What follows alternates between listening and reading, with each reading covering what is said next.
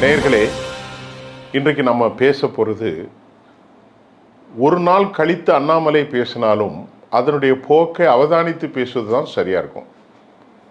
திடீர்னு தமிழ்நாட்டுடைய முன்னாள் பாரதிய ஜனதா தலைவரும் பாரதிய ஜனதா தேசிய பொறுப்பாளரும் பாரதிய ஜனதாவினுடைய ஐபிஎஸ் முகமும் தனது தமிழ்நாட்டில் மாற்றத்தை கொண்டு வருவதாக அறிமுகப்படுத்தப்பட்ட தோழர் அண்ணாமலை கட்சியிலிருந்து விலகியிருக்கிறார். விலகிறது அவர் பொறுப்பு. ஆனால் இதை தமிழ் சமூகம் எப்படி எடுத்துக்கொள்ள போகிறது? அண்ணாமலை நல்ல ஆங்கிலம் பேசுவார், தமிழ் பேசுவார், ஹிந்தி அரைகுறையாக பேசுவார், கன்னடம் கூட நல்லா பேசுவார். ஆனால் இப்போ அவருடைய வேஷம், அவருடைய பார்வை, அவருடைய தன்மை, அவருடைய குணம் மாறி இருக்கிறதா? இந்த கேள்வியை தான் சமூக வலைத்தளங்களில் அதிகமாக அண்ணாமலைக்கு எதிராக. நேற்று அவர் பேசிக்கொண்டே இருக்கிற போதே அவர் ஒரு மாங்கி பாத் ஸ்டைலில் தான் பேசுகிறார். கேள்வி கேட்க முடியாத அளவிற்கு பேசுகிறார். ஆனாலும் அந்த சமூக வலைத்தளங்களில் அவரை குறித்து எதிர்வினைகளும் ஆற்றப்பட்டு கொண்டே வருகிறது. அவர் அதை பார்த்து கொண்டு சிலருக்கு பதில் சொல்கிறார், சிலவற்றுக்கு பதில் சொல்ல மாட்டார். சரி, அதை விட்டுருங்க. அண்ணாமலை இந்த முடிவு எடுத்ததுக்கு காரணம் என்ன? அவர் சொல்கிறதே நம்ம பார்ப்போம். 1.5 வருஷமாக எனக்கு நெருக்கடி இருந்துச்சு, 1.5 வருஷமாக எனக்கு மன ஒளி இருந்துச்சு. டிசம்பர் 4ஆம் தேதி 5ஆம் தேதி தேசிய தலைமையில் சொல்லிட்டேன். அவங்க எலெக்ஷன் கழிந்த பிறகு தான் நீங்கள் செல்ல வேண்டும் என்று சொன்னார்கள். பொதுவாக தமிழ்நாட்டு அரசியலில், தேசிய அரசியலிலும் ஒரு கட்சியிலிருந்து ஒரு கட்சியினர் இடம் மாறுகிற போது அல்லது விலகிற போது அண்ணாமலை பின்பற்றிய பாலிசியை எனது அறிவுக்கு பொருந்திய அளவில் 1-2 இருக்கலாம், பெரிய அளவில் யாரும் பின்பற்ற போகிறதில்லை. ஆனால் 1-2 இருக்கலாம் இதே மாதிரி. அதை நீங்கள் தான் முடிவு செய்ய வேண்டும். என்ன அப்படி சொல்கிறீங்கன்னு பார்த்தா, அப்போ 2 நாட்களாக அவர்களிடத்தில் சொல்லி வருவதற்கே ஒரு 50-60 மணி நேரம் டெல்லியிலே தாமதித்தார். அவர் 50-60 மணி நேரம் டெல்லியிலே தாமதித்து, முதலில் செய்தி வந்தது, மோடியை பார்க்க விரும்பினார், மோடி அனுமதிக்கவில்லை அல்லது கூப்பிடவில்லை. நிதின் நபீனை பார்த்து லெட்டரை கொடுத்தாரு, அமித்ஷாவும் கொடுக்கவில்லை. ஏர்போர்ட்லேருந்து வரும்போது அமித்ஷா கூப்பிட்டா திரும்பி போனார் என்று நிறைய கதைகள் புனையப்பட்டது. இப்போ என்ன கேள்வின்னா, பாரதிய ஜனதாவிலிருந்து அவர் வெளியேறுவது ஏதாவது ஒன்று தானே காரணம். கட்சியில் மதிக்கலை, கட்சியில் அங்கீகாரம் கிடைக்கல, கட்சியில் அவமதிக்கப்படுகிறோம், கட்சியினுடைய அவருடைய சொல்லை கேட்கவில்லை, கட்சியுடைய கொள்கைகள் பிடிக்கவில்லை, கட்சி தமிழ்நாட்டுக்கு ஏற்றதாக இல்லை, ஏதாவது ஒரு காரணம் இருக்கும். அந்த காரணத்தை அவர் வெளியே வந்து சொல்லியிருந்தால் அதனுடைய நிலைமை வேறு. ஆனால் அவர் தெரியாமல் தப்பு பண்ணிட்டாரா அல்லது தெரிஞ்சு பண்ணாரா அப்படிங்கிறது எனக்கு தெரியாது. அவங்கள்ட்ட போய் அவங்க இல்லை அண்ணாமலை இருங்கன்னு சொல்லி பேரம் பேசி, இந்த பதவி தரேன், அந்த பதவி தரேன், கேபினெட் தரேன், ஆந்திராவிலேருந்து சந்திரபாபு நாயுடு ஒரு எம்பியை ரிசைன் பண்ண சொல்லி, அல்லது ஒரு எம்எல்ஏ தொகுதியில் நீங்கள் நில்லுங்க, இப்படியெல்லாம் அவர்களுக்குள்ள பெரிய பேச்சு நடந்திருக்கிறது. கடைசியில் ஏதாவது இப்போ என்ன சொல்கிறாங்க நம்ம நேயர்கள், அவர்களுடைய ஆசீர்வாதத்தில் தான் இவர் வருகிறார். அதை உண்மைன்னு நான் சொல்லலை, உண்மை இல்லைன்னு நான் சொல்லலை. டெல்லியினுடைய ஆசீர்வாதத்தில் தமிழ்நாட்டுடைய களத்தை முழுமையாக புரிந்து கொண்டு, நான் இல்லைன்னா நீனாவது ஓ மூலமாக இன்னைக்கு இல்லாட்ட நாளைக்கு வரும், நீ முதல்ல போய் காலை ஊணும் அப்படின்னு கூட அவங்க சொல்லி அனுப்பியிருக்கலாம் அல்லவா? பாரதிய ஜனதாவுடைய அண்ணாமலை வெற்றி பெற முடியவில்லை. தமிழ் தேசிய அண்ணாமலை, திராவிட தேசிய அண்ணாமலை, கருப்பு அண்ணாமலை அல்லது கவுண்டர் அண்ணாமலை அல்லது குப்புசாமி கவுண்டருடைய பையன் அண்ணாமலை, தமிழன் அண்ணாமலை, இப்படி ஏதாவது ஒரு ரூபம், தமிழ்நாட்டு அண்ணாமலை, தமிழர் நலம் சார்ந்த அண்ணாமலை, மதசார்பற்ற அண்ணாமலை, ஏதாவது ஒரு அண்ணாமலை ஜெயிச்சு அதுக்கு பிறகு பாரதிய ஜனதாவில் சங்கமாகவும் ஆகிறதற்குத்தான் இந்த திட்டம் என்று வலைத்தளங்களில் சொல்கிறாங்க. சரி, வலைத்தளங்களில் பல பேசுவாங்க. ஆனால் யதார்த்தமாக அண்ணாமலையின் மீது சில கேள்விகள் பத்திரிகையாளராக எங்களுக்கு எழத்தான் செய்யும். அண்ணாமலையினுடைய கொள்கை என்ன? அமைப்பிலிருந்து அரசியலுக்கு போவது சாத்தியம். அண்ணாமலை நேராக அரசியலிருந்து அமைப்புக்கு வந்திருக்கிறார். தேசிய முகமாக இருக்கிறார், ஆங்கில கிளைகளில் பேசுகிறார், எல்லாம் பேசுகிறார். அப்போ அப்படிப்பட்ட அண்ணாமலை அமைப்பிலிருந்து அவர் இடம் தாரி அரசியலிலிருந்து அமைப்புக்கு வந்து மீண்டும் அரசியலுக்கு போக போவார். அது ரொம்ப வித்தியாசமாக இருக்குல்ல. அரசியலில் தான் வந்தார், அரசியலேருந்து இப்பொழுது அமைப்பு. அது என்னது, வீத லீடர், வீத லீடர். நாங்கள் ஏதோ தலைவர்களா அப்படின்னு சொல்லி எல்லாரும் வரலாம். அதெல்லாம் நல்லா தான் பேசுகிறார். யாருக்கும் பெர்மனெண்ட் கிடையாது, நெவர். யாருமே ஒருபோதும் பெர்மனெண்ட்டாக அங்கே இருக்க முடியாது, வரலாம் போகலாம். அதெல்லாம் நல்லா இருந்துச்சு. எல்லா கட்சிகளும் அவங்கவுங்க சொல்கிறாங்க, ப்ரொஃபஸ் பண்ணுங்க, ப்ரொபகேட் பண்ணுறாங்க, நாங்களும் பண்ணுறோம் அப்படின்னு எல்லாரையும் மதித்து சொல்கிறாரு. எல்லாருக்கும் இடம், அதெல்லாம் கரெக்டு தான், அதெல்லாம் ஒன்றும் தப்பு இல்லை. இப்போது வெளிப்படையாக அண்ணாமலையின் மீதான கேள்வி, அண்ணாமலை ஆரம்பிக்க போகிற அரசியல் கட்சியின் பெயர் என்ன, அண்ணாமலை ஆரம்பிக்க போகிற அரசியல் கட்சியினுடைய கொள்கை என்ன, கோட்பாடு என்ன. அண்ணாமலை திராவிட முன்னேற்ற கழகத்தை எதிர்த்த அளவிற்கு தமிழ் நலம் சார்ந்து பாரதிய ஜனதாவை அவர் எதிர்ப்பாரா உண்மையிலே மனரீதியாக, அல்லது பாரதிய ஜனதாவினுடைய அப்பீஸ்மெண்ட் பாலிசிக்கு அவர் உட்படுவாரா? இப்போ 2 கேள்விகளுக்கு முன்னால் அண்ணாமலையை அசிங்கப்படுத்தியது தமிழ் தேசியவாதிகளோ திராவிட தேசியவாதிகளோ அல்ல, ஹார்ட் கோர் ஹிந்துத்துவான அது கல்யாணராமன் தான் அவரை பெரிய ஊழல்வாதி என்று சொன்னார். அப்புறமா மாரிதாஸ் என்பவர் தான் அவரை பெரிய ஊழல்வாதி என்று சொன்னார். அவர் மீது பல குற்றச்சாட்டுகள் அவர்கள்தான் வைத்தார்கள் கட்சிக்குள்ள. அண்ணாமலை மூத்தவர்களை மதிக்கவில்லை, மூத்தவர்களை கேட்கவில்லை, நானே எல்லாம். இந்தியன் எக்ஸ்பிரஸுடைய கட்டுரை கூட வந்துச்சு, எல்லாமே நான், முடிவெடுப்பது நான், செயல்படுத்துவது நான், கூட்டணி அமைப்பது நான், பிரச்சாரம் நான், 7 வருஷத்துக்கு நான் தான் இருக்கணும். அதையெல்லாம் ஏற்றுக்கொள்ள மாட்டார்கள் என்று சொன்னோம், அதை ஏற்றுக்கொள்ளவில்லை, அவர் வெளியே வந்து விட்டார். இப்பொழுது அவருக்கு முன்னால் இருக்கக்கூடிய கேள்வி, நீங்கள் யார், நான் யார், ஹூ ஐ ஆம் அப்படின்னு சொல்கிற மாதிரி. நான் யார், நான் இப்போ யார் நான் என்ற கேள்விக்கு அவர் பதில் சொல்லணும். எனது கொள்கை என்ன, எனது சித்தாந்தம் என்ன. நான் வெளிப்படையாக பாரதிய ஜனதாவில் இருந்தேன். பாரதிய ஜனதாவினுடைய ஹிந்துத்துவா ஹார்ட்கோர் எனக்கு பிடிக்கல, அதை அவர் வெளிப்படுத்தணும் முதல்ல. அப்போ தான் தமிழ்நாட்டில் நிலைக்க முடியும். தமிழ் மொழிக்கான வளர்ச்சி என்ன, தமிழ் மொழி, கல்ட் பாலிட்டிக்ஸ் சொன்னால் தமிழ் கலாச்சாரம், தமிழ் பண்பாடு, தமிழ் இலக்கணம், அதே மாதிரி தமிழர்களுடைய அறம், தமிழர்களுடைய வாழ்வியல், சித்தாந்தம், ஆட்சி எல்லாம் இருக்கிறது. வட இந்தியர்களுக்கெல்லாம் அப்படி ஒன்றும் இல்லை. தமிழர்களுக்கு இவ்வளவு சிறப்பு இருக்கிறது. ஏனென்றால் வட இந்திய சமூகம் முழுவதுமே வெளிநாட்டிலிருந்து இந்தியாவிற்குள் வந்தது. ஆரிய சமூகம் என்றால் பிராமணர்கள் அல்ல, முஸ்லீம்களும் ஆரியர்கள் தான்.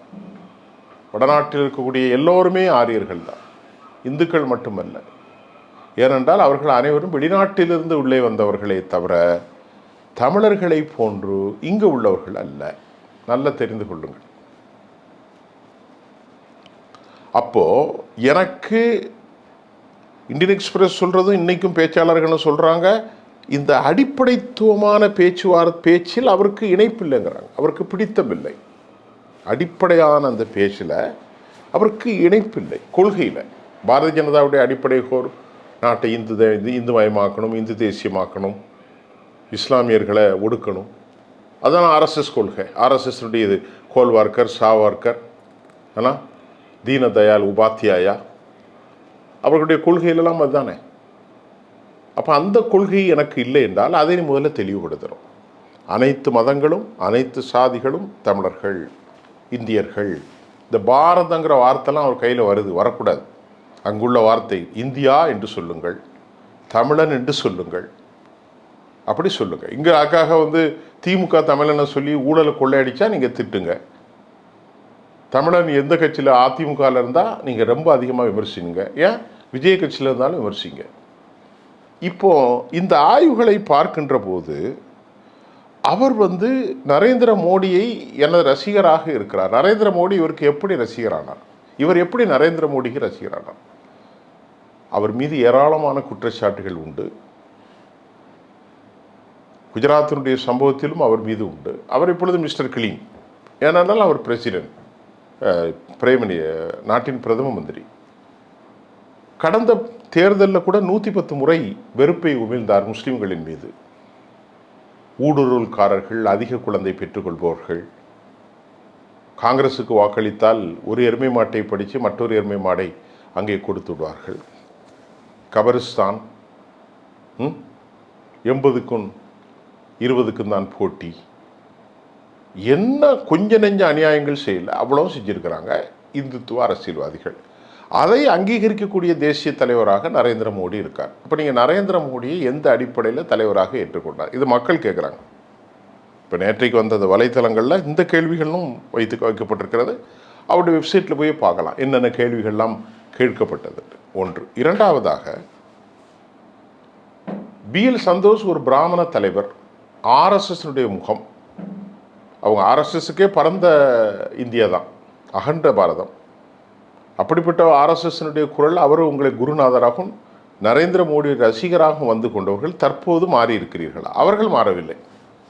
மோடிட்டு போய் கேட்டால் நான் ஒரு இந்திய தேசியவாதி தான் சொல்லுவார். அப்போ நீ ஒரு நீங்கள் அண்ணாமலை இந்து தேசியவாதியா அல்லது தமிழ் தேசியவாதியா?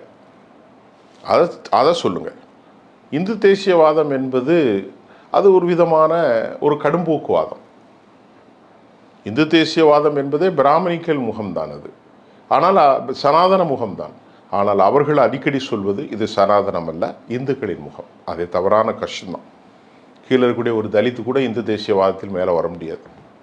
இடைநிலை சாதிகள் எல்லாம் பேருக்கு தான் வைத்திருப்பார்கள். அப்போ பிரதமர் நரேந்திர மோடிக்கும் தனக்கான உறவென்ன? நரேந்திர மோடியினுடைய ரசிகன் என்று அந்த கட்சியில் சேர்ந்தவர்கள் தற்போது அந்த கட்சி வெளியேறியிருக்கிறீர்கள். அப்போ நரேந்திர மோடியை நீங்கள் எப்படி பார்க்கிறீர்கள்? ஒரு பிரதமராக பார்க்கிறீர்களா? அவரது கொள்கையில் உங்களுக்கு ஏற்பாடு உண்டா அல்லது கொள்கையிலே மாறுபாடு உண்டா? BL சந்தோஷ்னு சொல்லக்கூடிய ஆர்எஸ்எஸ் என்ன, ஆர்எஸ்எஸ்னுடைய பெட்டான ஆர்கனைசேஷன் என்ன, அதை நீங்கள் தமிழர்களுக்கு விளக்கணும். ரெண்டாவது, இது 1வது பாயிண்ட். மைக்கேல் பட்டியில் கிறிஸ்தவத்தை பற்றி ரொம்ப ஒரு பெண் இறந்து போனதுனால மதமாற்றத்தில் நடந்தது நீங்கள் தான் அதிகமாக எக்ஸ்போஸ் பண்ணீங்க. கடைசியில் ஒன்றும் இல்லாமல் போயிட்டு அதை நீங்கள் மாற்றிக்கொண்டீர்களா அல்லது தெரியாமல் சொல்லிவிட்டேன் என்று சொல்ல போகிறீர்களா? மூன்றாவது, நீங்கள் சொன்னீர்கள் தமிழ்நாட்டிற்கு ஏராளமான நிதி ஆதாரங்கள், மாநில நலங்களில் அவர்கள் அக்கறை காட்டவில்லை என்றால் எந்த அடிப்படையில் ஓரவஞ்சனை செய்தார்கள், ஒடுக்கினார்கள்? நீங்கள் அதை தெளிவுபடுத்த வேண்டும். நான்காவதாக, பள்ளி பிள்ளைகளுக்கான நிதியை PMCயில் கையெழுத்து போடலைன்னு 2500 கோடி, அதை பற்றி நீங்கள் பேசணும். இன்னும் காவேரி டிஸ்பியூட் இருக்குது. எல்லாவற்றையும் நீங்கள் வெளிப்படையாக ஓரவஞ்சனை இல்லாமல் தெளிவாக பேசணும். தெளிவாக அப்படி சொன்னாதான் தமிழ்நாட்டில் உங்களுக்கு இடம். ஒன்று.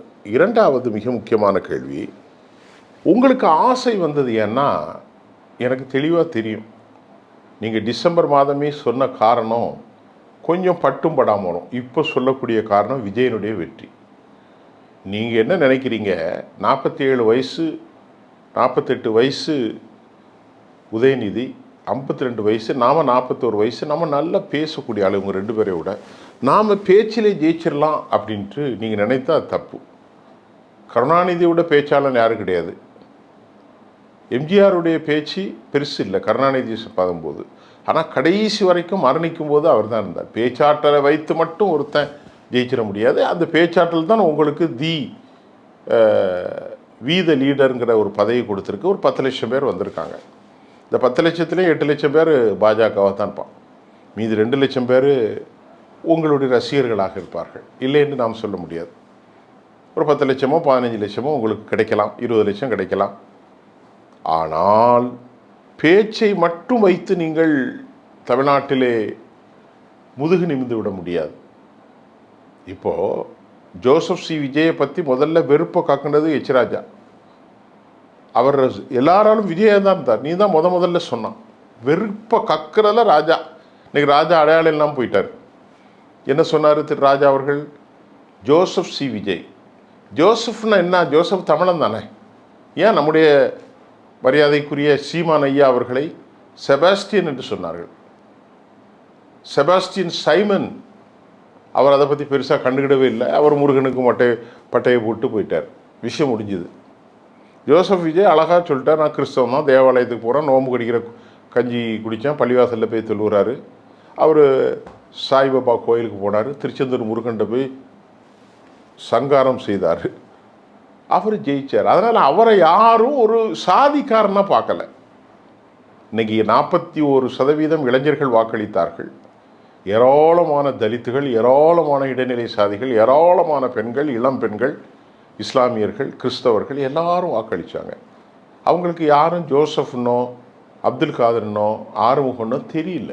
நமக்கானவன் ஊழலை ஏற்று பேசுகிறார், உண்மையை பேச போகிறார், நமக்கானவன்.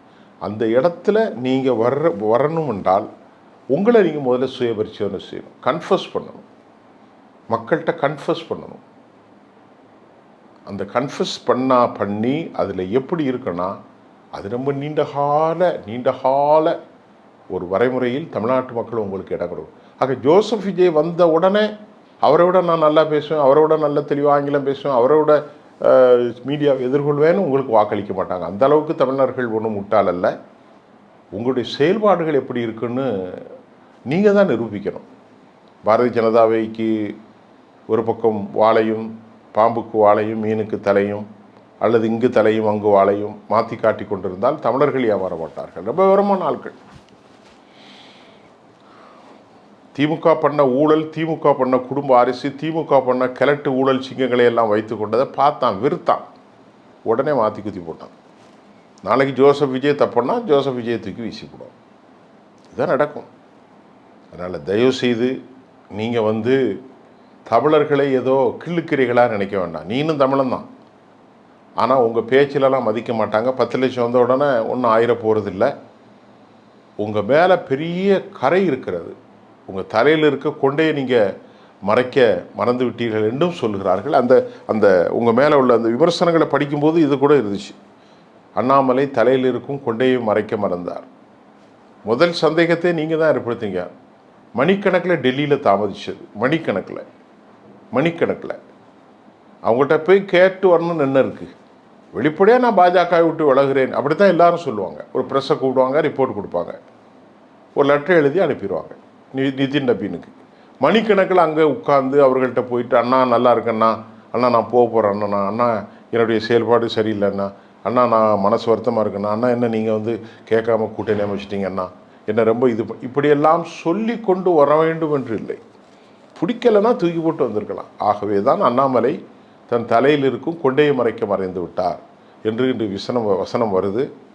ஆனாலும் உங்களுடைய சமூகத்தை சார்ந்த, உங்கள் ஊரை சார்ந்து வாழ்கிற திரு சூர்யா அவர்கள் அகரம் என்று ஒரு ஃபவுண்டேஷன் வச்சுருக்காரு. அப்படியே கூட நீங்கள் மக்களுக்கு நல்லது செய்யலாம். நீங்கள் அரசியலுக்கு வந்து தான் செய்யணுன்ட்டு ஒன்றும் கிடையாது. அரசியலுக்கு வரணும் என்றால் இந்த தன்மைகளை எல்லாம் நீங்கள் தமிழ் சமூகத்திற்கு முன்னால் கிளாரிஃபை பண்ணணும். அதனுடைய கிளாரிட்டி எப்படி இருக்குது, கிளியரன்ஸ் எப்படி இருக்குது, நீங்கள் கிளாரிஃபைட் பண்ணுறதுல ஃபுல்ஃபில் ஆகணும் தமிழ் சமூகம். அப்பண்டா தான் உங்களுக்கு கொடுப்பாங்களே தவிர, நீங்கள் ஏபிஜே அப்துல் கலாம் வச்சு சொன்னாலும், நல்ல கண்ணு பற்றி பேசினாலும், புறாவை பற்றி பேசினாலும், டெக்னாலஜிஸு, வைப்ரேன்ட் சிஸ்டம், என்ன ஆங்கிலத்தை பேசினாலும் வர முடியாது. இதற்கு காலம்தான் பதில் சொல்லும்.